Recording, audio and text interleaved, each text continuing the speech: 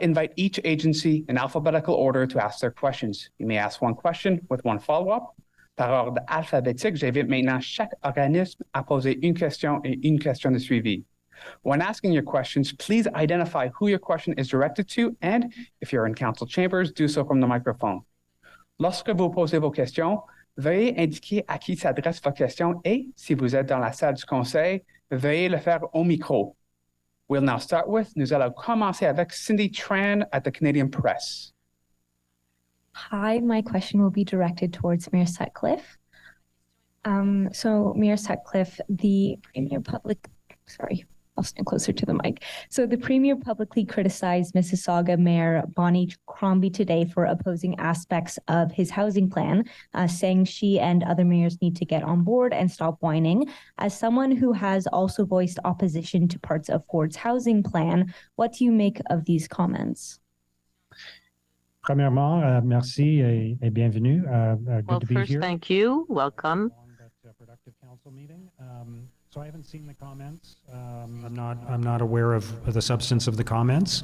I've voiced my concerns, and council has voiced its concerns about Bill 23 and the potential impacts of it.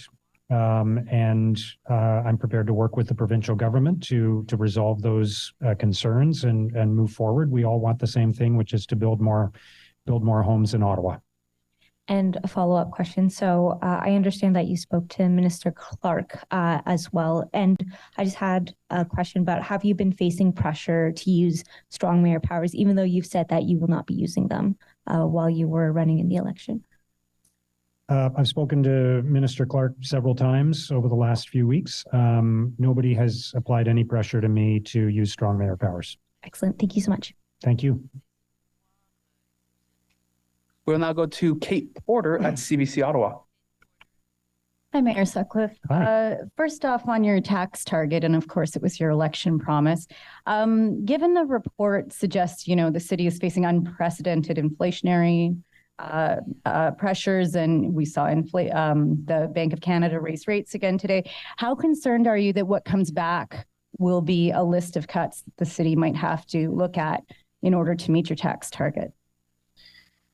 I'm not interested in cutting any programs and services, and I made that clear during the campaign. I'm confident that we can produce a budget that will have a 2 to 2.5% tax increase, and that we will maintain programs and services at the city.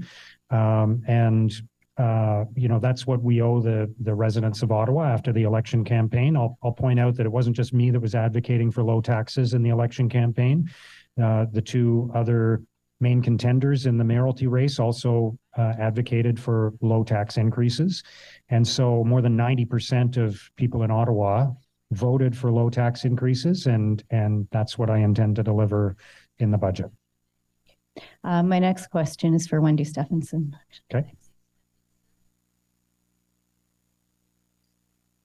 Hi, Wendy. So a few months ago, I remember you saying how confident you were that the transit shortfall was going to be filled by the provincial government, and I see that came today. Just wondering, though, because I see 63 million for the city of Ottawa, and I remember 85. Do we have enough money to close the gap, or are we short?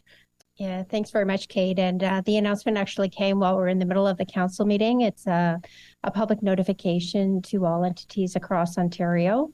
The city will receive approximately $63.3 million. So we will have a shortfall.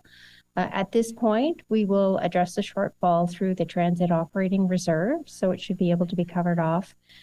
We have heard that if funds are returned, so other municipalities don't require them, we will have an ability to apply for additional funds. Okay, thank you. Thank you. We will now go to Leah Larocque at CTV. Hello, my question is for the mayor. My first question. I think there should be a rule that at least one question has to go to each person. Sorry. I want to see Kyle handling some questions. A lot of talk today about the LRT, how City Council can start to address some of those recommendations.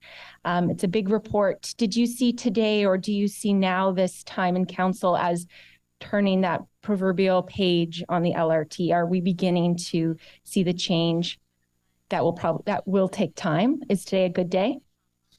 Today was a great day. I thought it was a really productive council meeting, and there was a lot of great discussion and contributions and engagement from all the city councilors.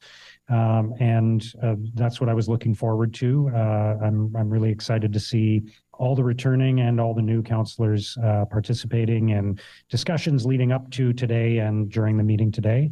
I think there's a lot of work to do to restore the public's confidence after the report of the light rail inquiry.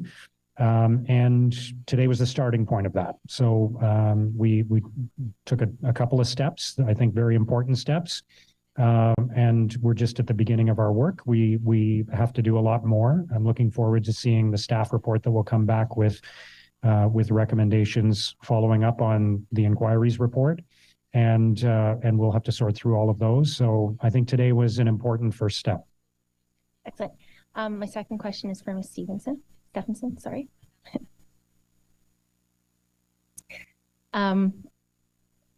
In your address to council today, you said that senior staff will take the recommendations to heart and work to restore public trust and accountability.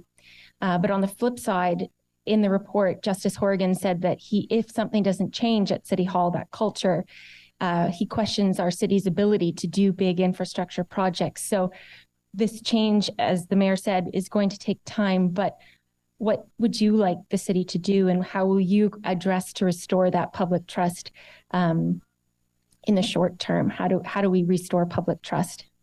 Thanks very much for the question. I think today is a great start, as the mayor had said, in terms of where we're at, and just the acknowledgement in terms of restoring that trust and accountability. We've got a lot of work ahead of us in terms of reviewing the recommendations that have come through the public inquiry and bringing those back to council as to what our action plan is going to be. So that work is underway. It will come back in the next couple of months to council, and that will be part of the plan that will help move us towards that restoration. Thank you. On va maintenant à Charles-Antoine Gagnon avec Le Droit. Charles-Antoine Gagnon from Le Droit newspaper. Hello, question for the mayor now. Could you describe concretely what the LRT train committee will do? What work will be done by this committee? Could you explain that to us? Answer. Well, today is the first step, which is to strike the committee. We need to do more work to set out the terms of reference for the committee, but in general, I think that the role of the committee is an accountability role. The role is to review the phase 1 and phase 2 project. I think it's an important step. It's important to start this to restore trust and confidence of riders and Ottawa residents. Do you have a second question? We will now go to Taylor Blewett at the Ottawa Citizen. This one's going to be for you, Kyle. Guaranteed. Hi. First question for you. Are you able to just describe why you ultimately voted the way you did on Councillor Brockington's Mooney's Bay motion, specifically the first part of it that talked about trying to open a portion of the hill to allow for sledding this year? Well, it was a very close vote. And what I heard from staff and from other councillors around the table is that there were some concerns about safety and about the city's responsibility. So I chose to vote against the motion for that reason. I think anytime we're talking about safety and risk, we should be cautious. And there's still an opportunity potentially to reopen the hill at a later time if we have more information and more solutions. So I look forward to hearing about it again. Thanks. And second question will be for Ms. Stephenson as well. Sorry. making you walk back and forth. And this is a bit of a return to Leah's question, actually, but can you offer any specifics at this point in time to your comment about, actively looking at practical ways to enhance our processes, change any parts of the culture that lessen accountability, take council's direction to show the public that their public service is trustworthy and transparent as we move forward? Can you say at all, specifically what you are looking at doing in this regard, and then how the public will be made aware of any changes or new practices that city staff do ultimately undertake when it comes to trust and transparency? I think a lot of the work relates to the review of the recommendations and the plan that we're going to put around that we'll bring back to council. So I can't get into specifics about that at this point. But that report, and I'm going to say all of the conversation that we have around that, we'll talk about, and we will be very transparent in terms of what it is that the city wants to do to be able to respond to that, to ensure that we are implementing the recommendations from the public inquiry. Thank you. And this concludes today's media availability. Ceci conclut le point de presse d'aujourd'hui. Thank you everyone for joining us. Merci à tout le monde d'être parmi nous. Have a great day.